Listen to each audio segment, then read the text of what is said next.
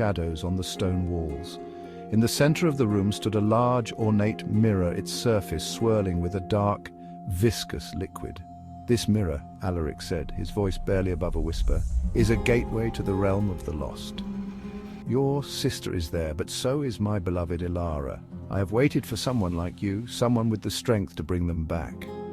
My heart ached at the sorrow in his voice, but I couldn't shake the feeling that something was terribly wrong. "What do I need to do?" I asked, my voice barely a whisper. "Step into the mirror," Alaric said, his eyes gleaming with desperate hope. "Find them and bring them back, but beware, the realm is treacherous, and not all who enter return." I hesitated, but the thought of my sister spurred me on. I took a deep breath and stepped into the mirror, the cold liquid enveloping me like a second skin. The world on the other side was a twisted reflection of reality, the sky a deep crimson, the ground littered with the remnants of broken dreams. I wandered through the desolate landscape, calling out for my sister, but the only response was the echo of my own voice. Finally, I came upon a figure standing by a river of black water. It was my sister, but her eyes were empty, her face pale as death. "Isabella," she whispered, her voice hollow, "you shouldn't have come."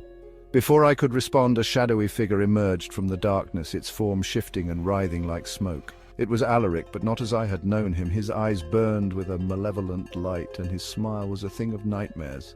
"You see," he said, his voice dripping with malice, "I needed a soul to replace Ilara's. The mirror demands a sacrifice, and you, my dear, are the perfect candidate."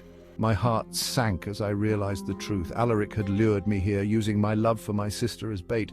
I backed away, but the shadowy figure closed in, its cold fingers brushing against my skin. In a desperate act, I grabbed my sister's hand and pulled her towards the mirror. The shadowy Alaric roared in anger, but my determination was stronger. With a final desperate leap, we plunged back through the mirror, the cold liquid giving way to the warmth of the cellar.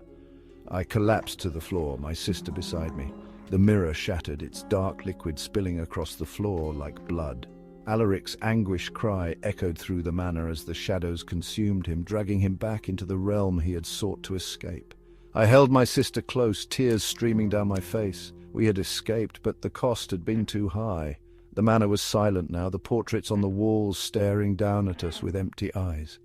As we left Blackthorn Manor behind, I couldn't shake the feeling that the shadows were still watching, waiting for the next soul to fall into their grasp. And, in the back of my mind, I could still hear Alaric's voice, a haunting reminder of the tragic horror that had unfolded. "The mirror demands a sacrifice," he had said, and I knew deep down that the price of love was often paid in blood.